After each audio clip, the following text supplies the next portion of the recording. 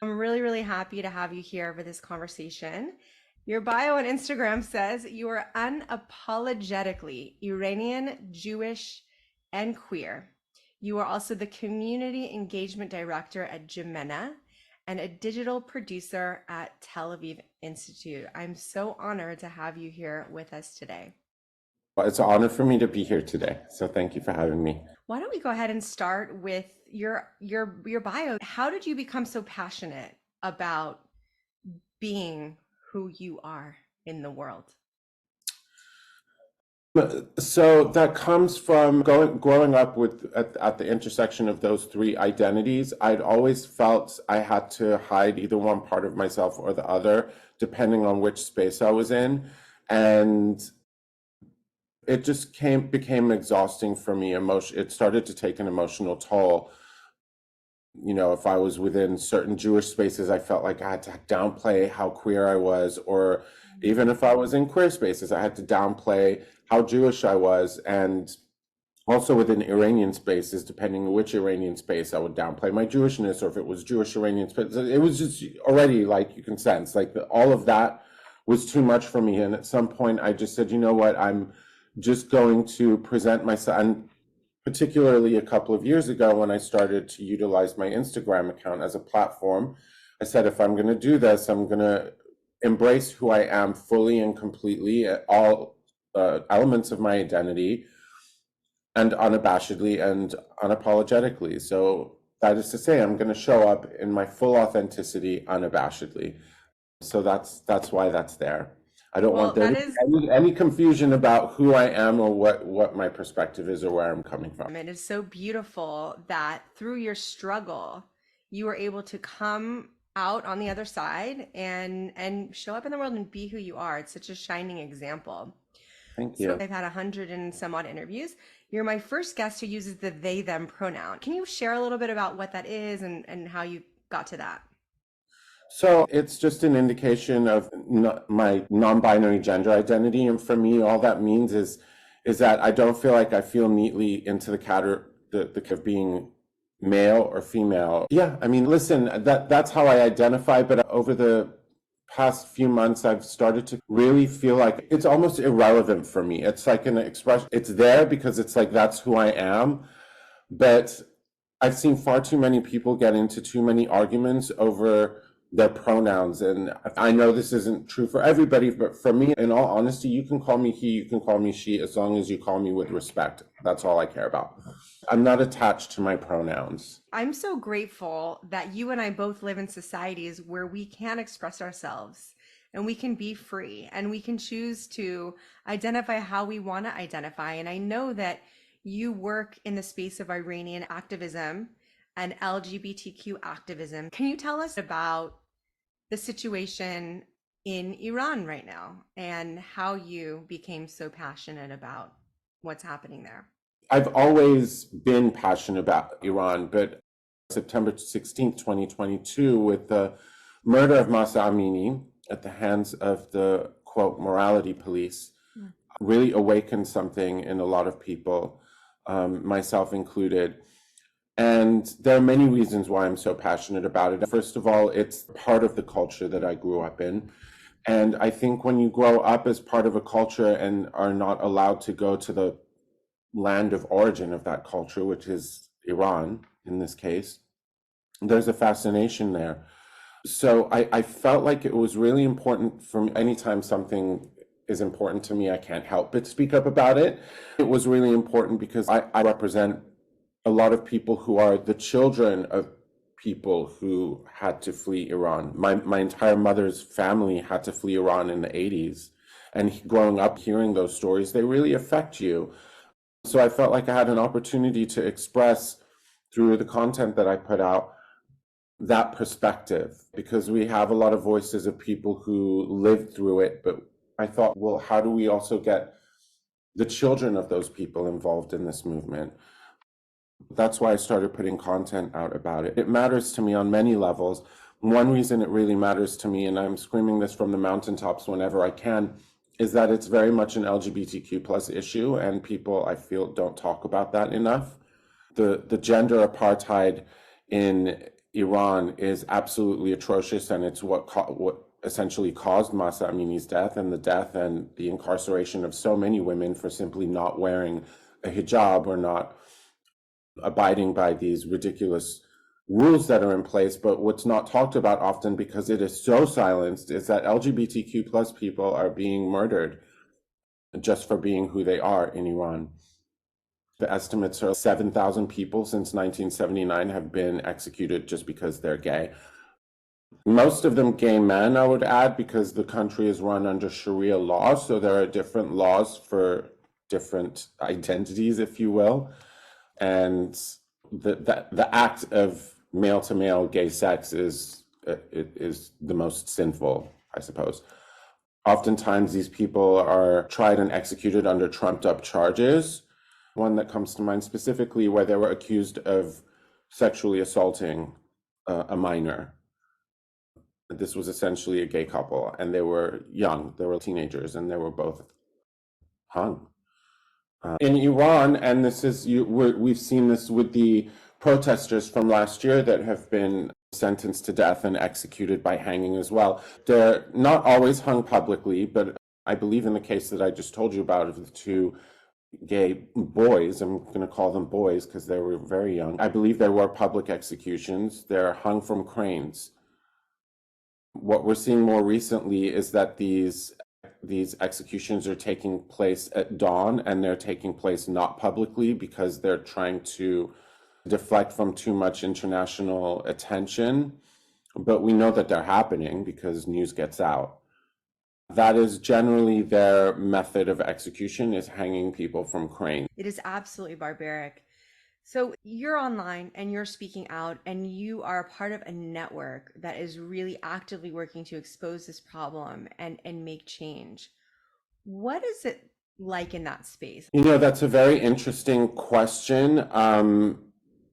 There's a lot of people who are working in that space, and most of the people that I knew in my life that were Iranian were Jewish, like myself. And when I started really diving in head first and started attending protests every weekend, I started befriending more and more people that weren't Jewish. And some of those people are still my friends to this day, and very, very close friends. But interestingly enough, when October 7th happened in Israel, I've had a handful of those friends that I spent a lot of time with distance themselves from me. There are a lot of Iranian activists who are siding with Israel in this entire situation.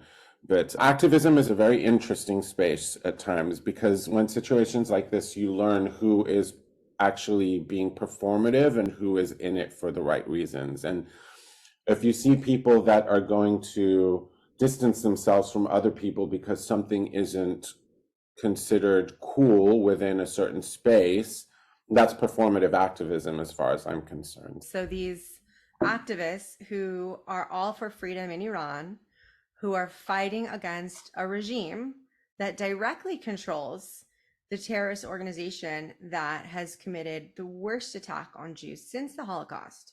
The same people who are speaking out, going to protest every weekend, doing all kinds of things against that regime, have then decided to side with that regime because it's trendy. I want to be clear that I'm speaking about a select amount of people that were the people that I was associated. I know that there is an overwhelming amount of Iranians, specifically within the Iranian space of activism, including the Crown Prince Reza Pahlavi and the Pahlavi family, who are very much on Israel's side with this. What's so important is to highlight those examples, people like you who are examples, who are really thoughtful, who have looked at the facts and who have drawn conclusions and who believe in freedom and justice and equity. So why don't we talk a little bit about why would someone in the LGBTQ space, why would they support Israel and not support Hamas? Listen, we're seeing this whole Queers for Palestine thing. This isn't anything new. It's just so elevated right now. Those kinds of groups are allowing themselves to be tokenized by a certain segment of the left. But it's a no-brainer for me, and I did not spend my entire life fighting for LGBTQ plus rights. I did not give up my personal comfort and my sense of well-being and my sense of safety to put myself out there to fight for LGBTQ plus rights and equality, so that we could then turn around and throw our support behind a terror organization which has no respect for us, our livelihood, and would much rather see us dead and beheaded than alive. It doesn't make sense. I'm not here for the Queers for Palestine. What are people not seeing? I think that when you grow up queer, specifically when you grow up very marginalized, you have a tendency to feel for the underdog. And when people see a people that are in their mind being marginalized or in their mind are the underdog, we immediately want to stick up for them. We immediately want to defend them because we grew up as the underdog. We grew up being marginalized as well. But it's important, specifically in this situation, to dig deeper and to look deeper. There's a clear reason why this is all happening. And the Palestinian governments or leaders, their goal is elimination of the state of Israel. They've stated this time and time again. They have had opportunity after opportunity to establish their own state, to have independence, to break free of what's referred to as an occupation. And they don't. They refuse it. So when we're in these situations with these horrible wars that are taking place, that are, make no mistake about it, tragic and horrid, we can't just look at it and go, oh, look at all those poor people being killed. It's because of racism, or it's because of apartheid, or it's because of all of these buzzwords that are thrown out, because there's a root cause to all of this that's being completely ignored and overlooked. The compassion and the empathy for the underdog is so understandable. And at the same time, you said that Israel has more power than the Palestinians and Hamas. But if we're looking at Hamas as an arm of Iran, does Israel have more power, or are we the underdog? The Islamic Republic occupying Iran would like the world to think that they have the ultimate power, and indeed they are gaining more and more power with their partnerships with China and with Russia. But at the end of the day, as we've seen with October 7th, and we continue to see, it appears to me that they're like barking dogs behind a fence, because they keep making threats that they're not following through with, which leads me to believe they can't follow through with them. I hope you're right about that. And I'm curious to hear a little more. So I saw a post today on Instagram about another execution that happened in Iran. And it was essentially calling on everyone to message your congressperson, to send a message to your government officials. And it also said something interesting, which was, don't be distracted that the Islamic Republic regime is executing people every single day for no reason other than perhaps a woman decided to take a scarf off of her head. And yet the world is so distracted by what's happening in Israel. Isn't that an injustice in and of itself? It is an absolute injustice in and of itself. I mean, let's be clear. The Islamic Republic regime sponsored Hamas, and it was like, here, take this money, do what you want, take these weapons, take all of this artillery, and they just stepped back. And now the world's focus is on Israel and Palestine while they're on an execution spree. It's 20-something people since October 7th. So they're very nefarious, and they're very, very manipulative, and they know exactly what they're doing. And they use any opportunity they can to get the world's eyes off of them. And this is the perfect opportunity, which is just so, so devastating. Matthew, what is happening in the space of activism, advocacy for Iran? What can our listeners do to get involved and to be helpful and to work for freedom? First of all, we need to take our lead from the people of Iran, meaning the people living in Iran. What is it that they're asking of us? And their call has been since the beginning of the Women Life Freedom Movement, September of 2022, has been be our voice. Be our voice. What does that mean, and what does that look like? That means listen to them and share their stories, amplify what they're saying, put their stories out there. Do not let them be silenced, because the regime's goal is to silence its people. That's what they do. They silence people, and those people that aren't silenced are then taken to prison or executed. So it's important for us to share their stories and to keep our eyes on Iran and let the world know what they're doing and all elements of every nefarious act that they partake in. Being that there are these threats of, having the internet turned off in the entire country, Yeah. and these threats that the people face by way of speaking out, how can we hear those voices and amplify those voices? Well, those voices are coming out, and it's not just being their voice, it's also exposing, and I use this term lightly, but their government, exposing them for what they're doing. So that means keeping an eye on the news, watching what's happening, following those Iranian activists who are putting this all of this information out and sharing what the posts and the tweets and whatever, sharing all of it. Another piece of it is also really important, is to keep pressure on our own governments and the governments of the West. Why has the EU still not listed the IRGC as a terrorist organization? Even America has done it. Why has the UK not done that? We have to keep pressure on this. We have to keep pressure on the UN for all of their hypocrisy and all of the, quite frankly, bullshit that they're putting out there all the time, the contradictory, hypocritical. We have to keep pressure on the Biden administration. Why are you negotiating deals with Islamic Republic regime? You may as well be negotiating a deal with ISIS. It's not different. These are all things that we need to really, really take into consideration, and we really need to keep exposing. And if not for the Iranians themselves, for the stability of the entire region, which includes Israel. Absolutely. In terms of identifying LGBTQ plus and Jewish, why is Israel so important to you? I've always been outspoken about Israel. People forget that because in September 22, when that happened, that took urgency and it took over everything. But I always spoke out about Israel. And it's important to me because the truth is important to me.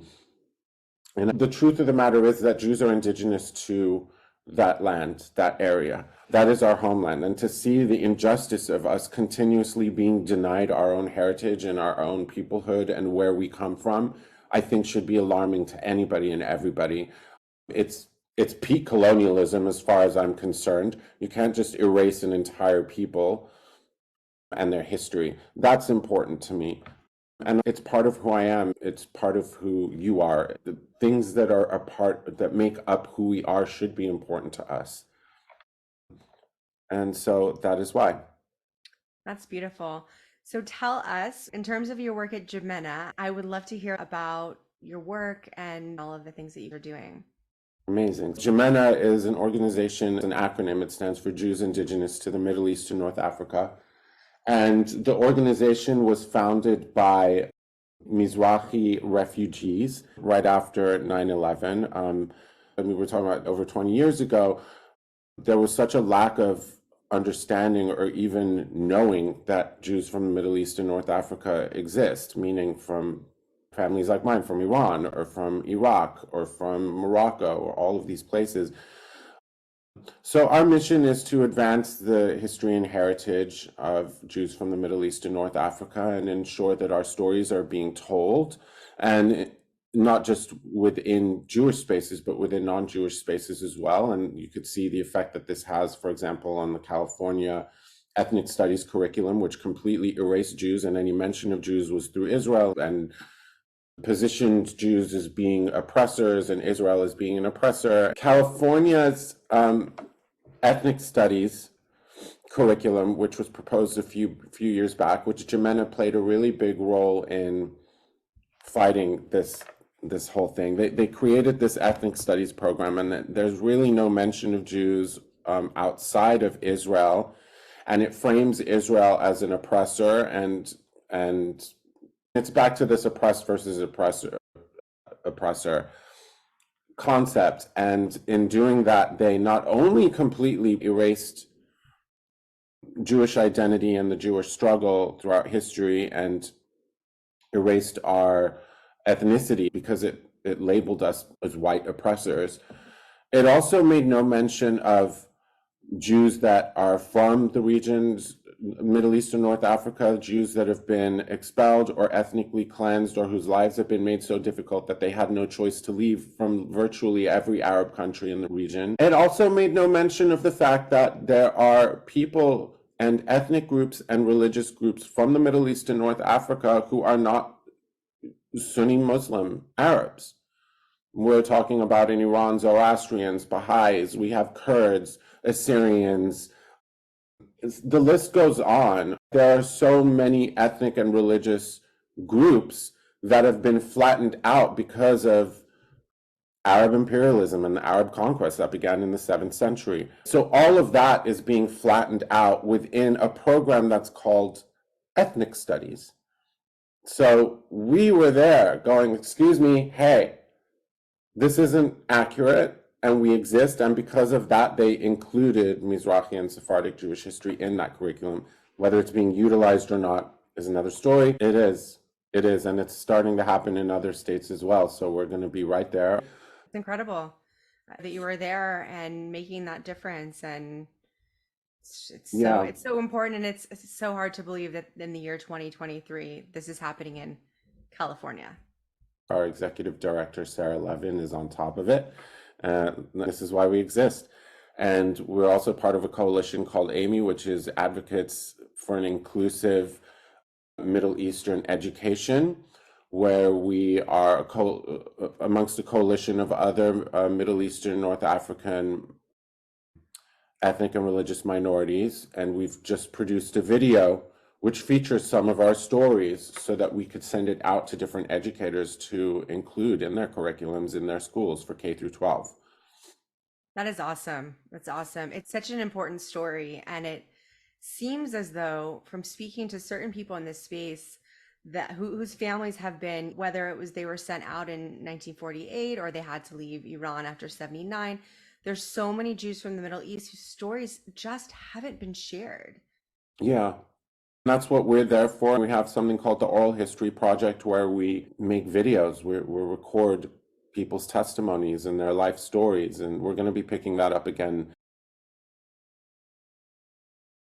It's really important to document and archive all of these stories because they just don't get out. And more I'm seeing it personally as, quote, a brown Jew, that my existence and my history is being erased because it's inconvenient to the narrative that is being pushed. And that narrative is, and I keep saying this, if you need to erase an entire group of people to push your narrative, then maybe you need to question that narrative instead of erasing me and my history. But people aren't doing that, unfortunately.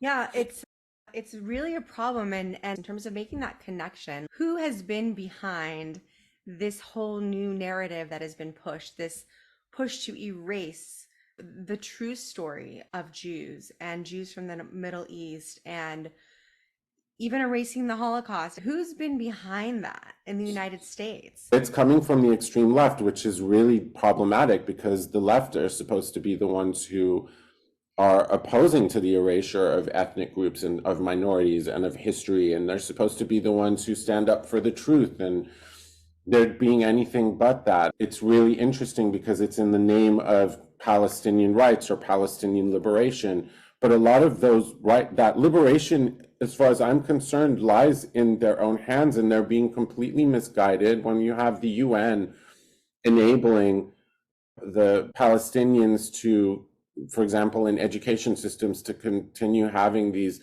textbooks that are essentially propaganda pieces used to indoctrinate children into hating Jews and hating Israel. This is really problematic. So there's a lot of it that needs to be fixed. But by doing this, what they're doing isn't fixing these problems. It's making them worse. Absolutely. Such an injustice that these children who are living maybe a 20-minute drive away from my home every day go to school and they learn how to kill me. And they learn to worship people who are murderers, and they call them martyrs. And they're going to summer camps, learning how to shoot M16s, and the story goes on. I've taken a step back over the last few months or so, and I've been digging and digging. And at the bottom of all of this is the Iranian regime. Mhm. 100 million members of the Muslim Brotherhood, and they've gotten into academia, and they've gotten into politics, and they've gotten into the media and created this mess. But it's so important that people like you are speaking out. I think that a lot of Iranians, non-Jewish Iranians, and also Jewish Iranians, and a lot of Jews from the Middle East and North Africa, and also a lot of the ethnic and religious minorities are siding with Israel. And people should utilize our stories because we're familiar. My parents and grandparents are very familiar with the specific type of anti-Semitism that we're seeing coming from, for example, Hamas. And that is why most of us are siding with Israel. This is because we see what it leads to. Iranians specifically see what Islamic fundamentalism or Islamism leads to. It's really important to amplify our voices and our histories and our stories because you can see an example of exactly what it would lead to. If Hamas were to take over from the river to the sea, what do you think that means? What do you think that would look like? Why do you think that Hamas and that the Palestinian Authority and that the Palestinian leadership have turned down time after time chances at independent statehoods and some really good deals, I might add? Why is that? It's not because it's not about land. It's not about land. It's about Islamist imperialism, having that our pan-Arabism, and having a Jewish state amongst that breaks all of that down. It turns dimitude upside down. What you just said is that, which is so important, which is what Westerners are not understanding. Maybe some people are waking up and people are coming to understand. Like you said, if Hamas were, God forbid, to take over from the river to the sea, and this pan-Arabism taking over, what would people's lives be like? And it seems as though most people just don't know what it's like to be a woman in Iran or a woman in Egypt. These stories are coming out now slowly, but this oppression, this abuse, talk about inequality. It's just alarming. Well, the frustrating thing is that they don't know because they don't want to know. And it's really interesting that they're picking and choosing what to side with and what causes to take on. Very few, and I keep saying this is an observation of all the protests that I went to for Iran, for women life freedom, very few non-Iranians showed up, ever. And when you see what's happening with I don't even like to call it pro-Palestine because it's not, because the Palestinian people lose out the most in the end. But these pro-Hamas protests that are happening, it's a lot of non-Palestinian people who are siding with this and or out in the streets. Like, where were they for us? And it's really interesting because I do remember when Women Life Freedom started gaining some sort of traction, there was a lot of people on the left, specifically the far left, that wouldn't speak up about it. They felt like it was Islamophobic, which was the most asinine thing in the world. And I would keep saying the majority of people in Iran are Muslim. It's not about Islamophobia, it's about freedom of choice. And it's very telling that they don't want to know that, or they don't want to hear that, or they're worried about the optics of that, which goes back to what we were discussing in the beginning about people who didn't want to be associated with me because they were concerned about the optics. You can't be concerned about optics in activism. If you truly want to stand up for what you believe in and you're truly making a stand, optics is not your number one priority. The truth should be your number one priority. The truth should be everyone's number one priority. Absolutely. Well, after October 7th, I had this devastating moment where, Matthew, looked around myself, and most of my podcast guests and most of the thought leaders I looked to were dead silent on Israel. I started looking back. Did they speak out about Ukraine? And 99 out of 100 spoke out about Ukraine, and they were raising money and all of the things. And then now nothing. And then I started hearing these stories of these Muslim women and the abuse in these societies, and the fact that we really are fighting a common enemy. We, the free world, we in Israel, LGBTQ, you name it, anyone who wants to say what they believe and be who they are, we are all fighting a common enemy in Israel, in Iran. And I think it's time now to band together. We need each other so much. Absolutely. And I think it's so important to seek out and connect with those voices that are outside of our echo chamber. But I also, speaking about the echo chamber, want to name that if it's going to be an echo chamber, then let it be an echo chamber. Yes, we should be trying to figure out ways to connect outside of it. And yes, a lot of the quote Hasbara speaking points aren't going to work. It's important to come from a place of honesty and education. But at the same time, if the only people that are going to be listening to us are us, fine. Let it empower us, because there are people like you and I who are not afraid to speak out, but we're not the majority, we're the minority. Most people don't know what to say, they don't know how to say it, and they're afraid to speak out. So we're there to empower them. When you said people like us, my mind first went to we have a lot of things in common, right? We both believe in human rights, and that's what it is. It's human rights. And so anyone who believes in human rights is one of us. Yeah, absolutely. Anyone who believes in human rights is one of us. But I'm referring to one of us being people that are comfortable speaking out. Not everybody is, and I forget that certainly. It's like, well, why can't everybody just? Not everybody's comfortable speaking out. Not everybody feels empowered. Not Yeah. everybody. A lot of people are scared. So I'm speaking within our quote echo chamber. A lot of people are scared. I'm scared. I won't be scared into silence, but many people are scared to speak up.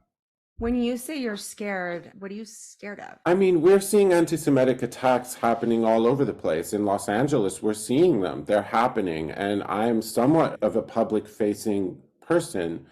It's scary. And on a bigger level, what's happening to us as a global Jewish community is scary.